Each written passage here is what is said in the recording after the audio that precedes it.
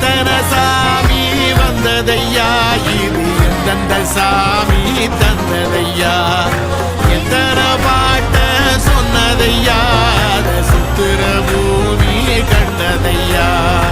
அடிச்சு வீசும் காத்துலையும் அந்த தகப்பனாச சுத்துதையா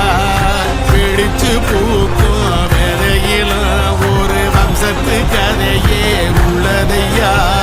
நூறு தலைமுறை சேர்ந்து நலம் இது பாறையா